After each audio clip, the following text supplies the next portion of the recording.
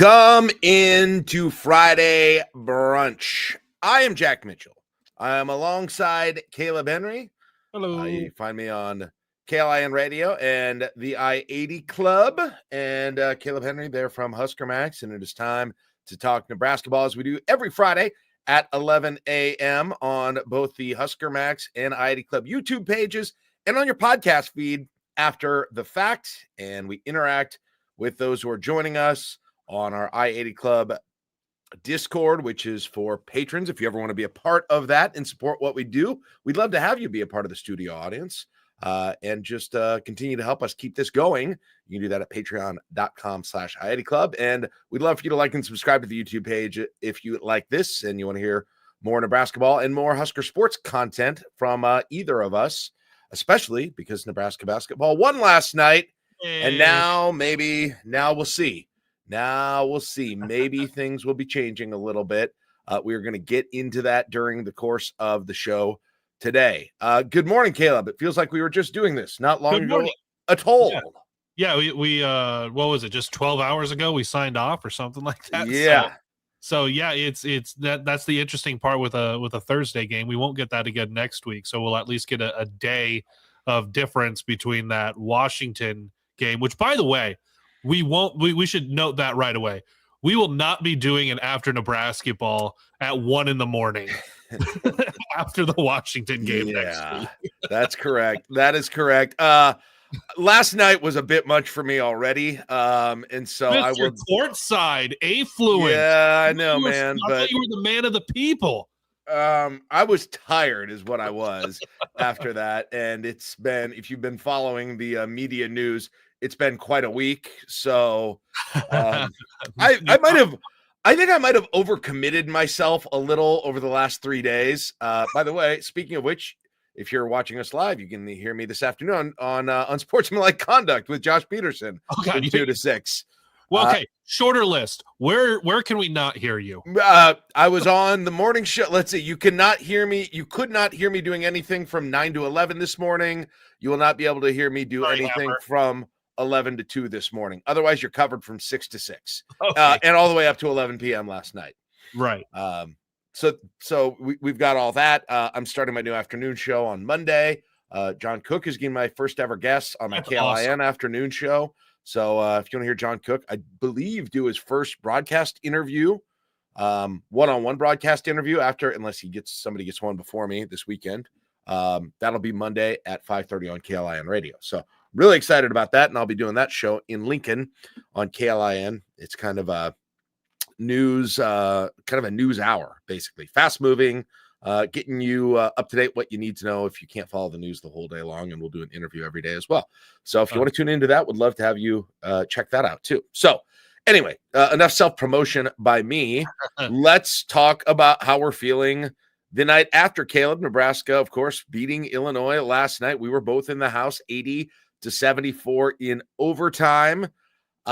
Despite not shooting great, despite getting significantly out-rebounded in a way that I don't think they've been out-rebounded maybe this year, they still get the win, lead the entire game in overtime, had a shot of losing that at the end of regulation, but the shot went off. It was some pretty good defense.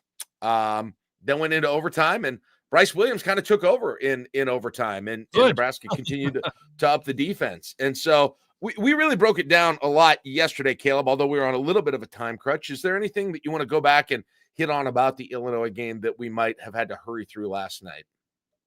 No, one of the things that I know Bigelow and I were watching was kind of the team's body language, especially going to timeouts, how they were all interacting with each other.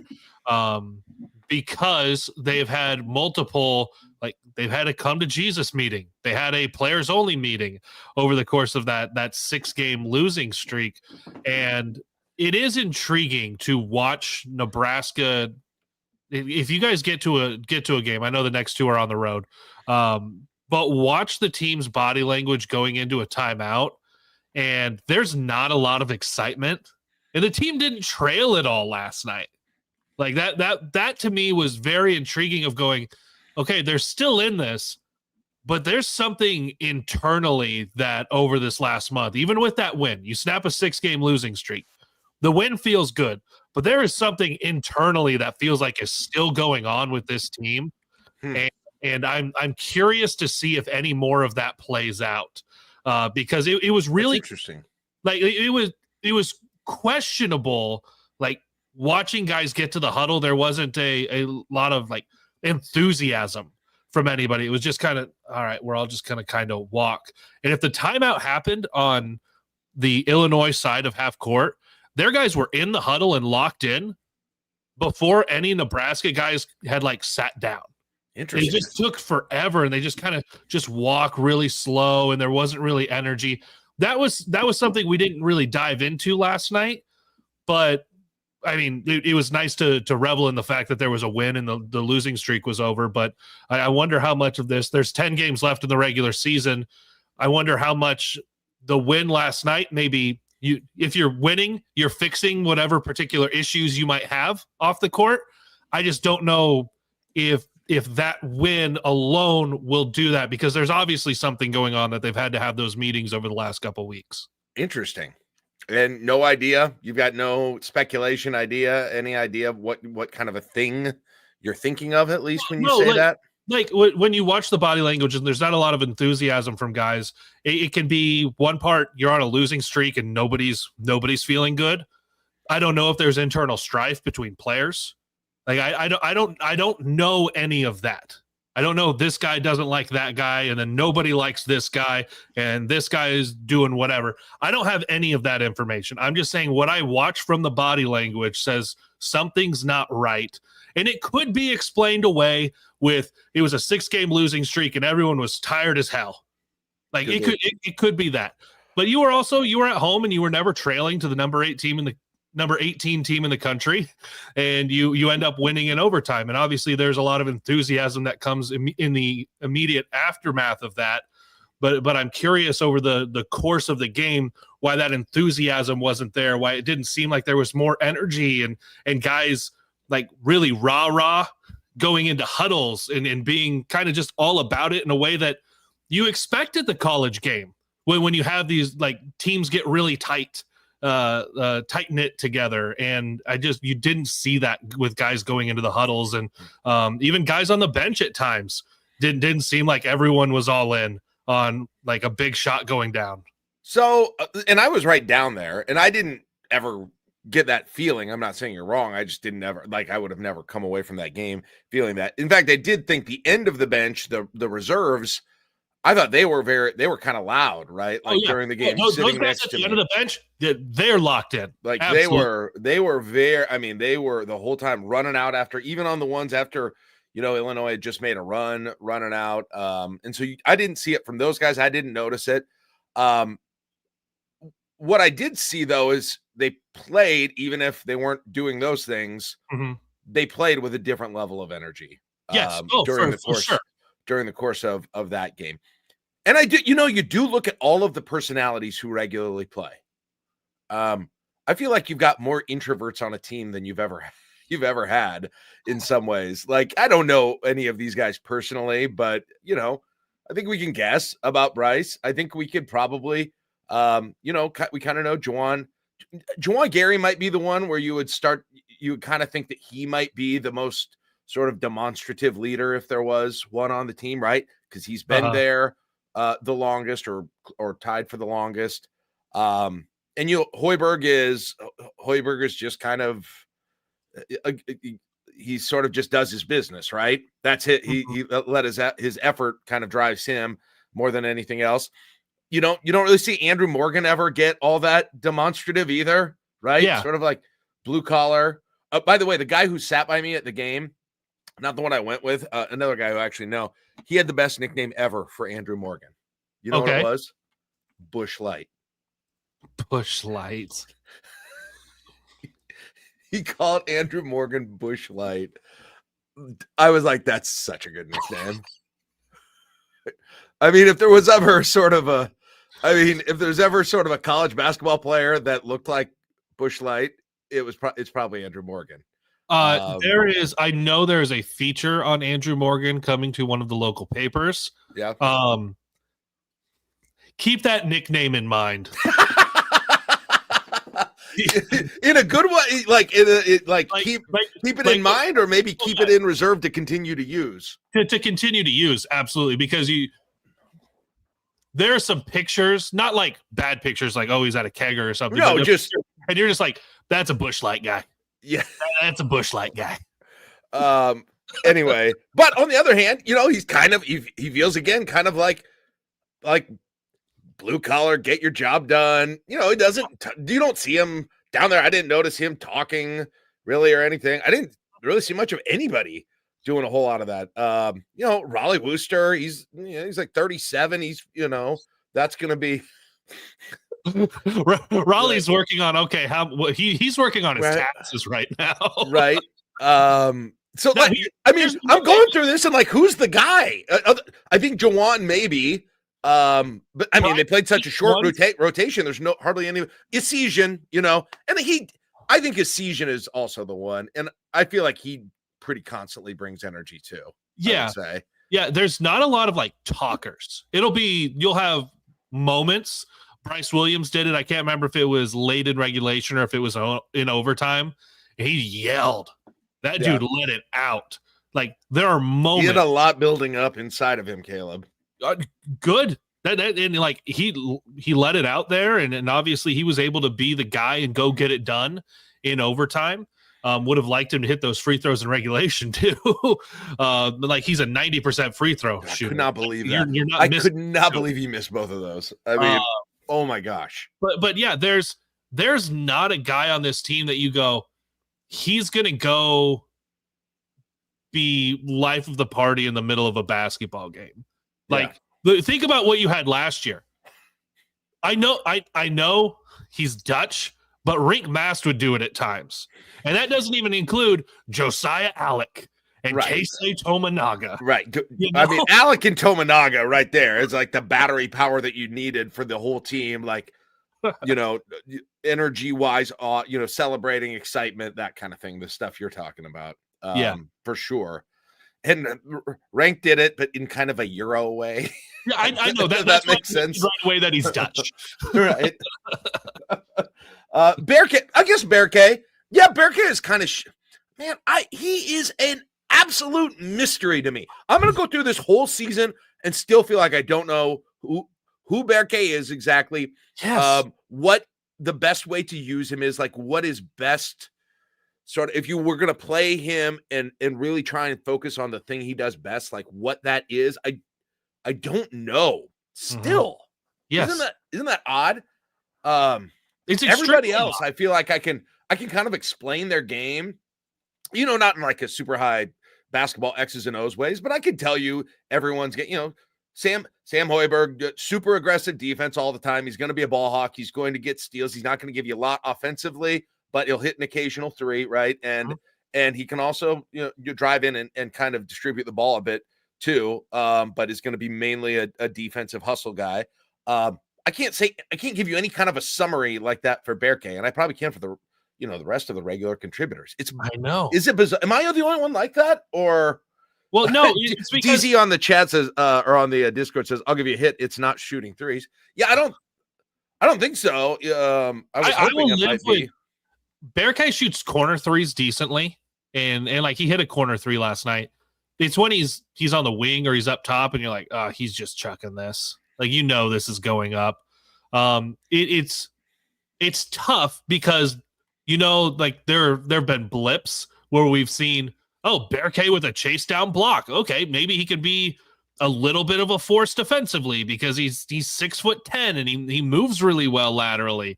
And then on offense, he'll hit a 15-footer on the baseline. He'll hit a corner three. He can kind of go to work in the paint, but also he can shoot garbage at times, or he'll disappear. He doesn't move off the ball particularly well. He doesn't set great screens. He's not Kevin Love out there where you're he's going to hit corner threes, stretch the floor, and set hard as hell screens.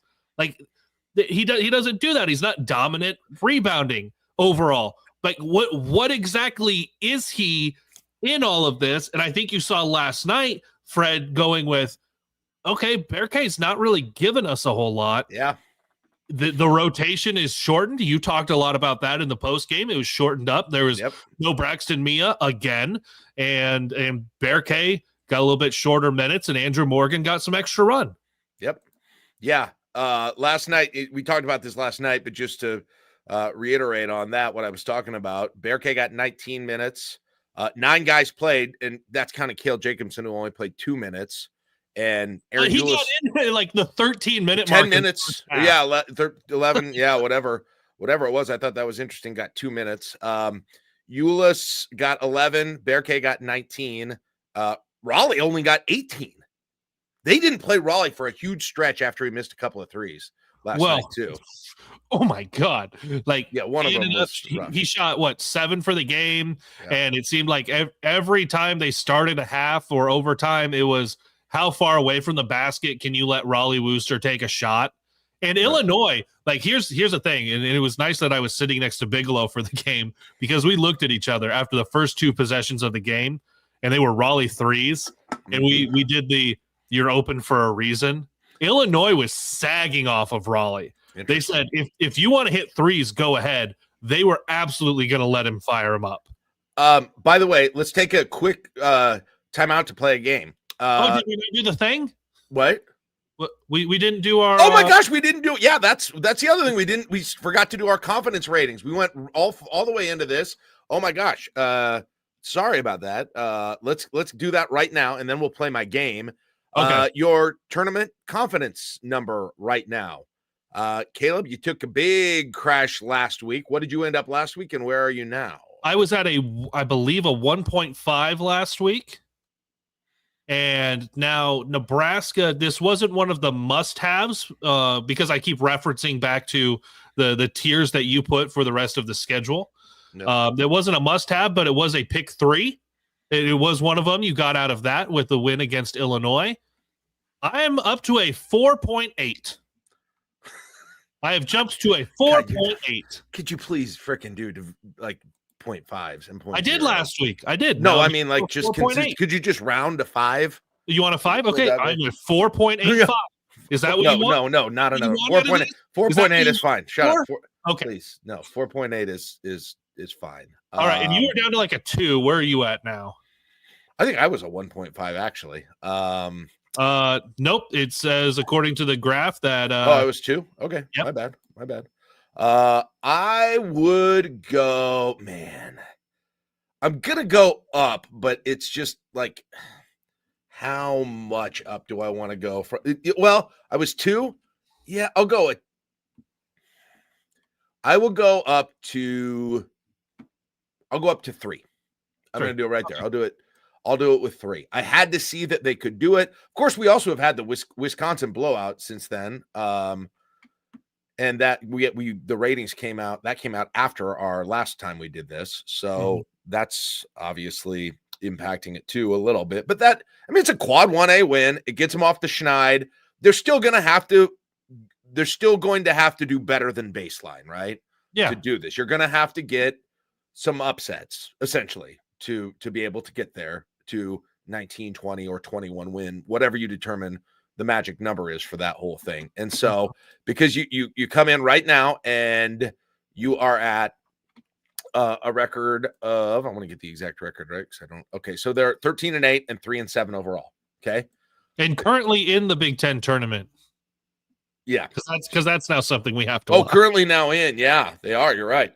So 13-8, 3-7, and you've got Oregon at Washington, Ohio State, Maryland, at Northwestern, at Penn State, Michigan, Minnesota, at Ohio State, and Iowa left for the season. So that is a total of 10 games. You are just halfway through conference right now. You believe that? Isn't that wild? Only halfway through the Big Ten slate. Isn't that freaking wild? Wow. Yeah, so only 10 games through, 10 more to go. You have to improve the pace. You've got to improve the pace. You got to, really, you probably need to go 7-3. You probably need to go 7-3 if you're not planning on going on a pretty good run in Indianapolis to keep your chances alive. Okay, so you're up to a 3. I'm up to a 4.85 repeating. What was the game that you wanted to play? Well, Okay, let's finish. Sorry, we're going all over the place. Let's Okay. finish the discussion about the individual players from last night. Now that we did that, and then we can put a pin right now in the tournament talk. So I do want to talk about the micro and then go out to the macro. But the game I wanted to play was guess the order of the Nebraska. If you don't know this already, the order of percentages for Nebraska 3-point shooters. You want to play on the season or last night? Season. Okay. And what would you say is a good minimum 3-pointers attempted to consider eligible for this? 20? Yeah, I would say 20. Okay. As long as, at least have shot 20. Good. All right. Then let's play. Is that where you kind of drew the line at 20? Yeah, no, yes, that's good. All right. Okay. Who do you believe minimum 20 shots is the top 3-point shooter? Well, here's the thing. I knew this last night, and it was baffling to me that when I think he missed one against Wisconsin, and the broadcast was like, he's not a good 3-point shooter. Well, he's shooting 50%, and I'm assuming he's still shooting 50%. He is. Hoiberg. Well, I believe 1 for 2 last night. Yeah. And like that's kind of what he does. He might go 0 for 1. He might go 1 for 1. He might go 1 for 2. That's just kind of what he does in these games. Is he at what, 21? 22 threes, 11 for 22. So that's why I asked that question at the beginning. Yeah, like right. I know it's Sam. And then from there, is Essegian still over 40%? He is. You're right. Essegian is second. He's still at 40.5%. Okay, that's not bad. So it's not elite, but that's good. I mean, there have definitely been years when Nebraska hasn't had a 3-point shooter at 40% or more. And especially with the number he's shooting, because I'm pretty sure he's taken the most threes for the team, by a lot. 131. Okay, who's second most? Nobody's within Brice. Okay. Yes. And then that would be my guess for who's got to be next on your 3-point shooting. He's number 3. He's down to 36.4%. Really? He had been hovering, wasn't he close to 40 for a little bit? Yeah. Oh, he was ahead of Connor for a decent amount of time. Yeah. But I think this last streak really hurt him. Man, he was just something wasn't right. And I'm glad it looked a lot more right last night. All right, so there's the top 3. Now it gets hard though. Okay. Who is number 4? It could be 5 people probably. Well, I think number 4. Juwan's kind of tanked his lately. I'm sure he's close. Berke hit one last night. I'll go with Juwan. Is it Juwan at 4? Juwan is at 5. 5. Okay. He's at 27%. Okay, well then I'll guess Berke here. Yeah. And that's what made me think of somebody's 3-point shooting isn't his game. And I mean, it may not be, but he's 31.4%. He's shooting at a better clip than Juwan Gary is, or Raleigh. I was absolutely not going to guess Raleigh Wooster. You were safe from that guess. Yeah, and then he's really the last regular. I think he might be the last person who's hit the minimum or shot the minimum. No, that's not true. So Raleigh is you got Morgan, but he hasn't hit the minimum. He's at 25. Okay. Wooster is 22.2. Gavin Griffiths actually has shot more threes than Hoiberg, which is bizarre. But he's at 20%. In the minutes he gets, he comes in firing, baby. Yeah, and Ulis has also shot 20. So he is at 20% as well. Well, I can name a few guys that I would like to have not seen them hit the minimum number of attempts from that range. Yeah, isn't that interesting? But Hoiberg, I suppose he can keep shooting for all Yeah, and as part of that exercise, though, what is the thing that happened last night and also didn't happen last night? It was Juwan Gary took 0 threes. That's the thing. The two things that, you and I've asked of specific players. Bryce Williams, go be a volume shooter, took 26 shots, I believe it was, 10 for 26. And Juwan Gary, get your ass to the rim. Yep. And he looked good getting into the paint. And there are times that this team kind of struggles with spacing, but it worked out a little bit when he and Brice were attacking the rim and getting into the paint, and didn't draw a lot of fouls in getting to the free throw line, but man, it was nice to see Juwan get into the lane, throw down a couple of dunks, and not settle for those threes. I know Raleigh really picked up taking some bad threes over the course of the game, but for Juwan, I think that was a tremendous step forward for him last night in what helps him be successful. 3 offensive rebounds for Juwan, 5 defensive rebounds. And then you continue to look at his box score, and I know he did a little of this last night. Got 3 steals, 2 blocks. Those are the stat lines to fill up. And he'll have he'll probably end up with double figures. He'll get to the free throw line a few times. Mm-hmm. But you're exactly right. It seemed like Gary and Williams played way more last night to who they were in the style they play when they're at their best. And they played just the opposite during this entire streak, right? Yeah. Williams was passive, wasn't getting to the line. He got 10 free throws last night too. Thank you. Double-digit free throws for Brice Williams makes me happy. Took more than half of Nebraska's free throws. Took more than half of Nebraska's free. Unbelievably missed those 2, but I'll quit talking about that. Amazing. And Juwan played like, I mean, this isn't the greatest comparison, but I want Juwan to be a lot more Dennis Rodman, right, than Scottie Pippen. Yeah, so to speak. That's what I want to see from him. And he was a lot more, and that's when he's looked his best. And again, he still becomes a part of the offense when that happens. It's just he's not the guy initiating things on the offense. That's the big difference. And there are only 2 guys for either team, 2 guys total that played last night that played more than 37 minutes. And that was Brice and Juwan, and they played 41 minutes each. Yeah. Out of the 45 minutes of game time. Yeah, that's interesting. Yeah, Trey White for Illinois, or excuse me, Jacone, whatever his name is, 32 for Illinois. He played 36. He got 36 minutes, so he was there leading. He was also and then Sam Hoiberg at 35. Hoiberg, I still haven't looked this up. I assume that's his career high in minutes. Probably. And finally, the scourge of reverse nepotism is finally almost over. Play your son more. We need like a university policy on reverse nepotism, right? Well, can we get Jeffrey Gold involved and put down kind of a memo and be like, we will not tolerate any sort of reverse nepotism, not giving as much to your kids as you are the other players you're coaching or students. If you're a professor, all of those, you need to make sure your kids are getting, the same opportunities. Pro nepotism, as we've always been. Anti-reverse nepotism. We'll say. Anti-reverse, Jesus. Such a garbage way to say that. But no, here's that. We've talked about that line. How many shots is too many for Brice Williams? And it was a career high for him. 26 last night. Really? Wow. How many minutes are too many for Sam Hoiberg? I don't know if they're there yet. Still, maybe what was didn't Bigelow have the plus minus numbers last night too that he gave us, and now I can't remember. That is not a career high in minutes for Sam Hoiberg. It is not. Oh man! Wow. February 2023 played 37 minutes against Maryland. February 2023.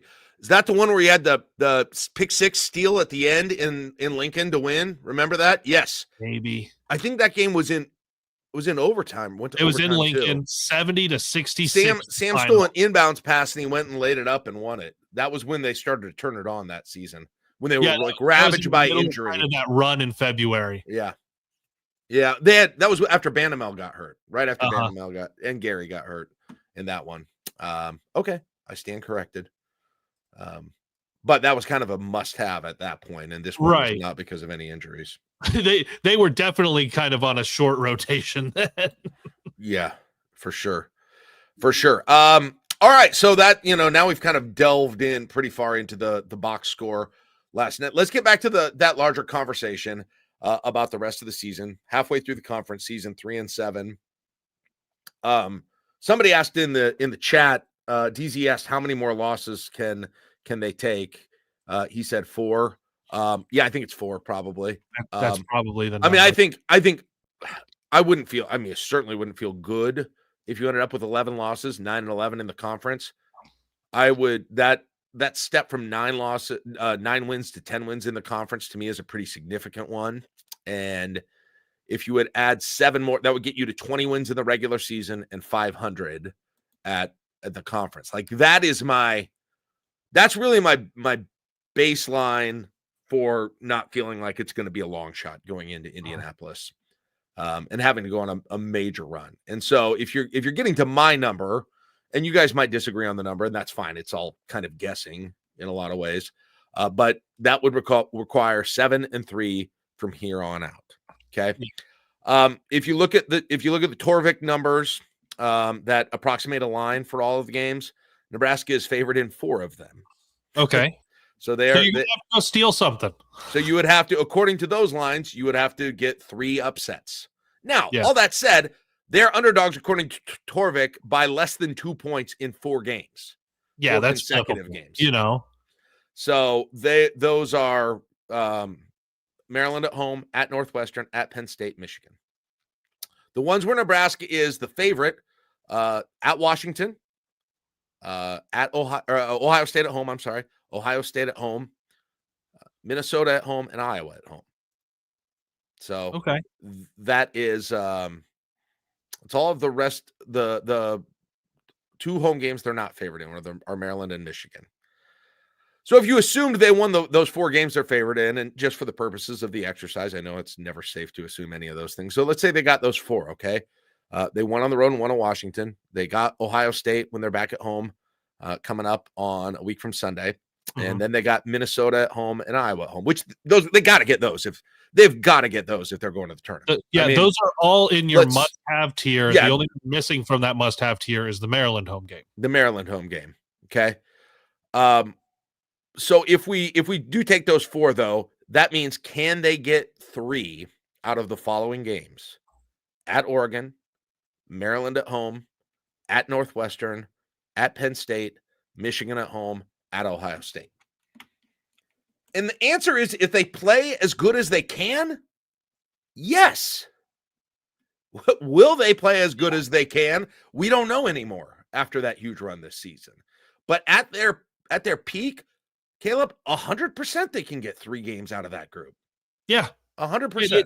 It very, very much so. And I love the way that you broke this down into the tiers, because it's playing out the way that Nebraska still has that path to 20. Now, I think Nebraska is going to end up at 19 wins going into the Big Ten tournament, be 9-11 in the league. And I know that's right on that line. You are going to be burning it right down to the edge if that happens. And then you have to hope that you do win a game or 2 in the Big Ten tournament. And I think where that'll be. But Nebraska does have some good resume wins, right now. And if it does play out that way and Nebraska wins the games that they're favored in, and then gets what was 2 others to get to 19, you're looking at this team and saying, well, they beat Creighton at Creighton, and Creighton's playing a lot better right now. And you beat Illinois at home. You beat UCLA. And UCLA was going through a stretch, but they just beat Oregon. There are some wins that Nebraska has in its back pocket right now that look good when you start comparing to, as I've heard a lot of people talk about, it's kind of a weak bubble this year. So there's a lot of season left. That bubble can be greatly improved in the next 3 weeks. But right now, it's kind of a weak bubble. And Nebraska, before last night, I think at least on Joe Lunardi's, was sitting on the next 4 out. So you're there on the bubble, and you picked up that win against Illinois. You're sitting in a decent place to compare resume against other teams that aren't running away with taking that at large bid. Yeah, I'm not super familiar with the bubble, but Royals Girl just posted a tweet by John Rothstein. I don't know if it was last night or this morning, but he lists Nebraska's key wins at Creighton, UCLA, Illinois, Indiana. And then he says, John Rothstein does, Huskers still have a resume and better victories than many hovering around the cut line, which is exactly what you were just saying there, Kaleb. Me, John, handshake meme. That's where it is. There you go. Also, 10 out of 10 reference he had there with the Princess Bride. Oh, that's Princess Bride. Okay. Yeah. All right. I want to look. I'm trying to find the updated NET rankings here. Boy, Nebraska must have not went. God, they're still at 57. They did not go up much. Those updated only went from 62 to 57 last night. Why does it seem whenever Nebraska has like a really good win, the net is so weird. Like nothing happens, and Nebraska won't play for 3 days, and they'll move up 10 spots. There'll be a game that they don't even like. Maryland beats someone. It's like, oh yeah, that puts Nebraska up 12 spots, and then they have a quad 1A win at home, and that's according to Joe Lenardi 2 hours ago. Nebraska is sitting in the next 4 out with that bubble. The first 4 out are Xavier, BCU, BYU, Arizona State. Next 4, Nebraska, Indiana, SMU, Wake Forest. Yeah. Oh, Wake Forest. I'll tell you what, I'm looking at this net thing now, and I will put it in the Discord chat that I'm looking at, just the exact link that I'm at. Take a look at that because I'll put it in the YouTube chat too, so people can look at it. Look at Nebraska's like quad 1 and compared to all of the teams like immediately above it on that link. I'll try and post it here on if it allows me to post links on YouTube. It might not. There we go. I posted it there on YouTube for you guys too, those in the YouTube chat. If you look at that, you scroll down to Nebraska's at 57. They're 3-6 in quad 1. You go up the next 20 spots and you got to get all the way up to Oklahoma at 45. That is anything like that. Well, here it is. Like, and I'm not going to say the schools, but just Nebraska 3-6 in those quad 1s. And then in front of Nebraska, you have 0-2, 2-6, 1-7, 1-7, 1-1, 1-1, 1-1, 2-3, 0-6, 0-1, 0-3, Oklahoma 4-4. And again, also, you know what you can do on that, Kaleb, is look at Nebraska's quad 3 and quad 4. Only 8 games, and they're 8-0. Yes. Go up again, and you'll find 2 losses in quad 3, 1 loss in quad 1, and 1 loss in quad 4, 1 loss in quad 1, 1 loss in quad 3, all the way up. Yeah. All the way up. And so, to your point, and John Rothstein's point, which, again, I hadn't yet delved that far into this, but it is really interesting to look at least who they're similarly situated with in the net right now. I mean, Nebraska and Creighton both have 3 quad 1 wins, right? Mm-hmm. That's the same. That's the same right now. Nebraska and UConn both have 3 quad 1 wins. Yeah, there's going to be. How about this? Texas, 3-6 in quad 1 and 2-1 in quad 2. They're 31st. They have, if you look at just the quads and compare Nebraska and Texas, and I know that's not everything, they have almost the exact same resume. And Texas is 36 right now. Or 31 right now. Oh my, you're right. Because they're both 3-6 in quad 1s. Nebraska is 2-2 in quad 2. Texas is 2-1. So 1 more loss there. And then they're both 2-0 in quad 3. Texas is 7-0 in quad 4. Nebraska is 6-0. That's the difference. The difference is Texas has an extra quad 4 to Nebraska's extra quad 2. Yeah. And it is a 26 spot difference. Yeah. In the net rank. Or look at Ohio State at 25. Ohio State's 25. That's wild because Nebraska and Ohio State are kind of right around each other generally. So they're 4-5 in quad 1, so that's good. But they're 3-3 in quad 2. They got more quad 2 losses than Nebraska. Anyway, all this to say, we could do this forever. All this to say is if Nebraska can get going, they've got the sort of the infrastructure for a really pretty decent resume at this point. So that's interesting to look at. But again, you got to get it done. You got to get it done. Yeah, it's we can talk all day long about the opportunity that's in front of you, but you have to take advantage of said opportunity. You have to win the games, and that's what you've seen with the quad 3 and quad 4. You have to win the games you're supposed to win. You have to win the games that are a little bit up in the air, and you have to go steal something that you weren't supposed to win. Right. Like that's how you take advantage of those opportunities, and playing in a league like this that will give you opportunities left and right. to go make something happen, like what you're going to get. You just snapped a 6-game losing streak. Oregon just lost at broken Mick Cronin, and now you're going to go up there to Eugene. That is an opportunity to beat a team who might be down on themselves heading home this weekend. That'd be huge. It would be huge. And another quad 1A win. Yeah. That would be. And by the way, right now you're not playing at 9 a.m. or whatever Sunday time they've had to keep playing at. Other quad 1 games here, the home against Ohio State, quad 1, Maryland at home, quad 1. Those are both quad 1 home games. On the road, Northwestern is still a quad 1 game. On the road, Penn State is a quad 1 game. Michigan at home is a quad 1 game. Mm-hmm. Ohio State away is a quad 1 game. So a chance to get. That's the thing is, if you fall a little short in overall record, if you pick up a few more of those, at some point you're going to have a number of quad 1 wins that's going to be difficult to ignore too, assuming things kind of stay where they are right now. Because you're going to get to, let's say it is Nebraska does finish the year at 19-12, and they go 1-1 in the Big Ten tournament. Okay, so they're 20-13. That's still going to be squarely on the bubble.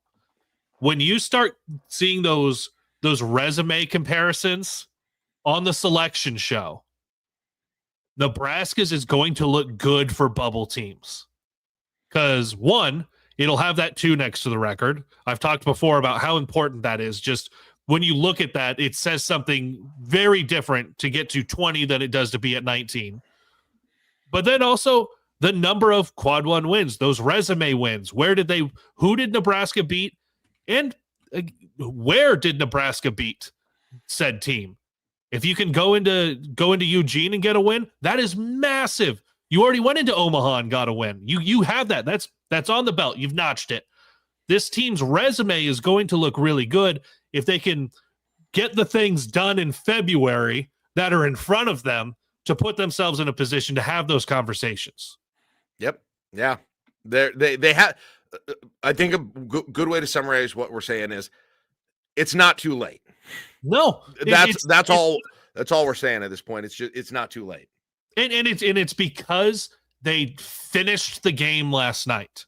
If Nebraska doesn't finish, let's say let's go different world here, and Illinois does get a decent shot up at the buzzer and wins, and you're brokenhearted, and now it's a 7-game losing streak. You didn't trail for a single second, but you lost at the buzzer.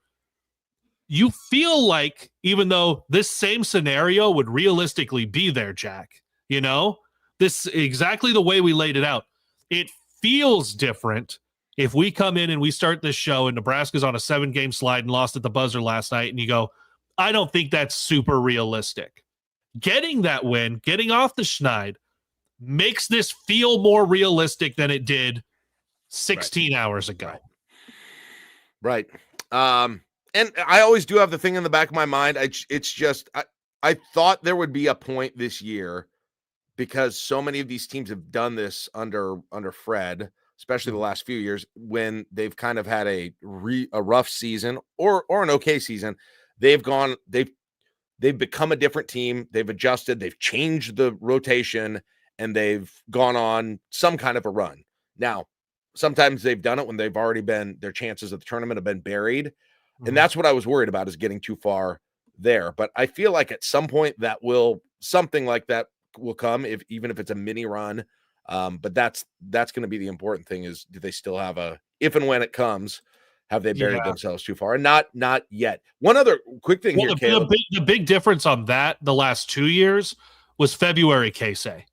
Casey played his best basketball of his career in the month of February, and that helped out those runs greatly.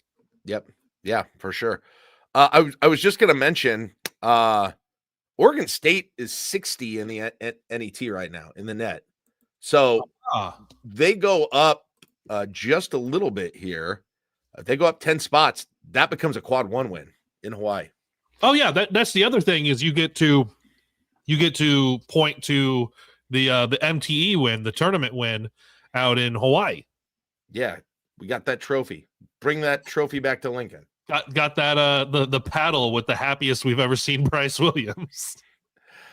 It's still one of my favorite memes on the Twitter threads afterwards when Oh my it's like God. you just lost to the Diamond Head, Hawaii, whatever it all is, Hawaiian Airlines, My Diamond Head favorite one, Classic, or whatever it is. they're the two favorites that I have are the video of them in the locker room, and I think it was Juwan with the speaker above With his the head. huge Bluetooth speaker. And I went through and edited a lot of songs onto those, and people still share those as Oh, part of really? the Army. I love it.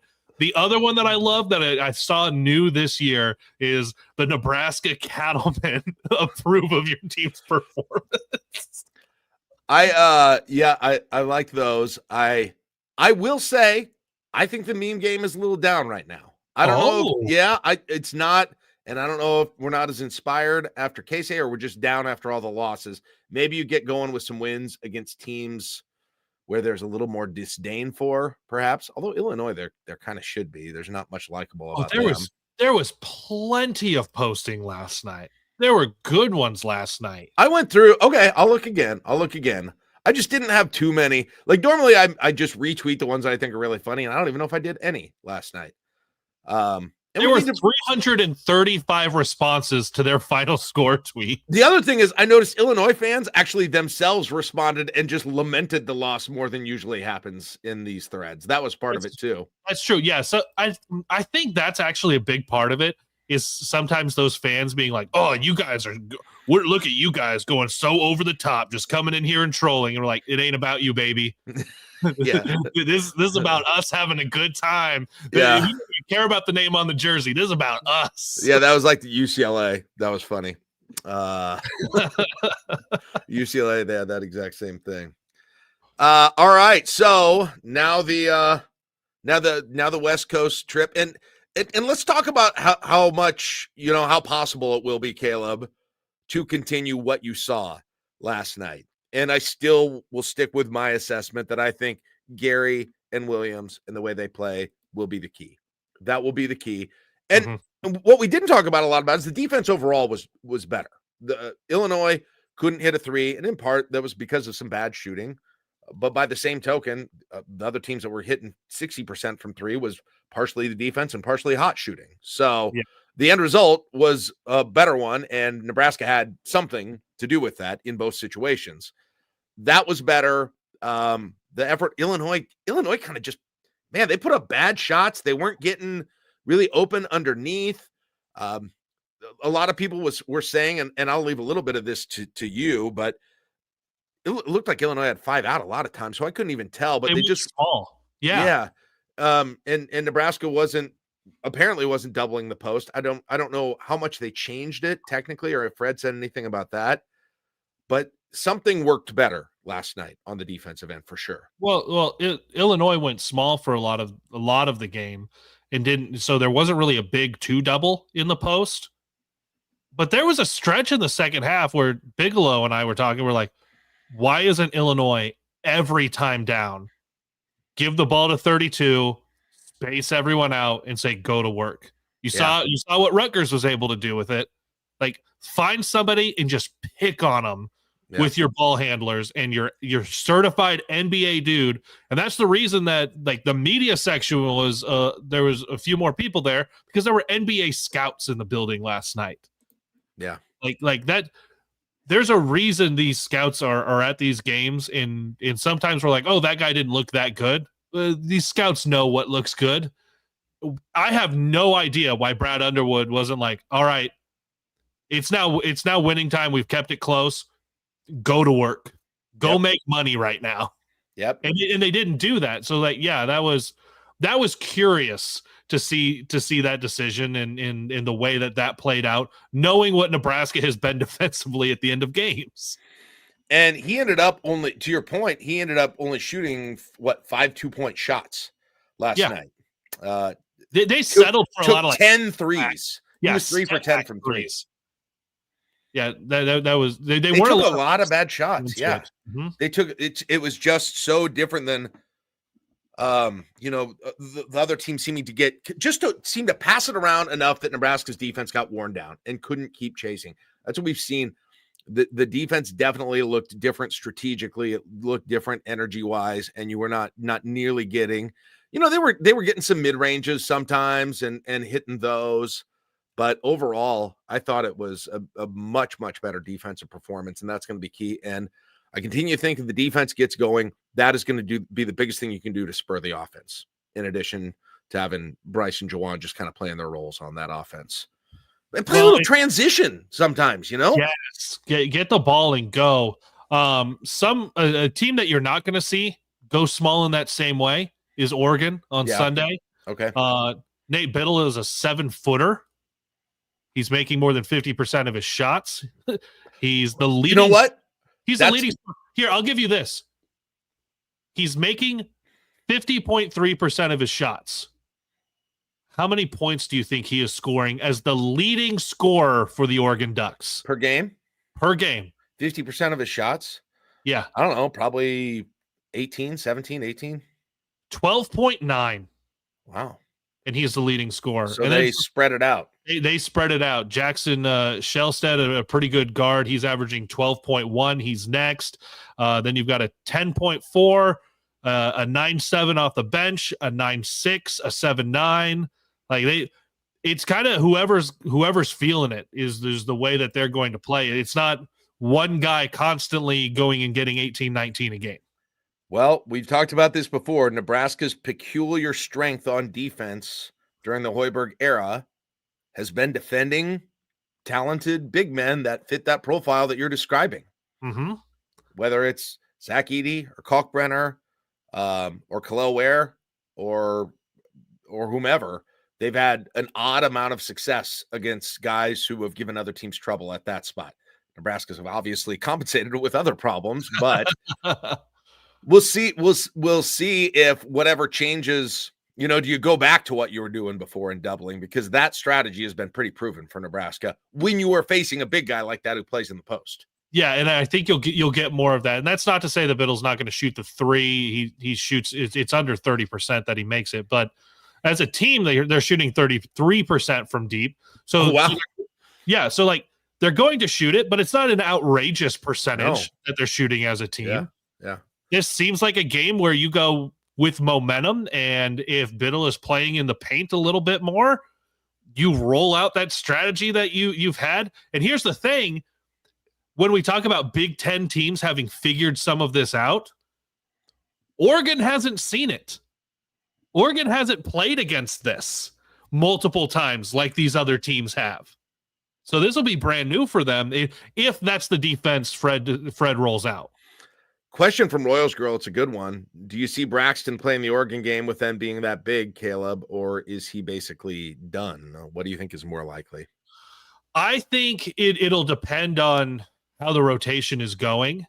If, let's say, Morgan and Berkay are both in foul trouble and you have a 7-footer out there, they might want his fouls. They might want his fouls. You're going to have to say, hey, go eat some minutes. Yeah. Like nothing easy in there. You've got 5, use them. We need to give these other guys some time to get caught up. Here's the other thing that might play into that is Mia's very familiar with Oregon. This is true. And a bunch of their players, I'm sure.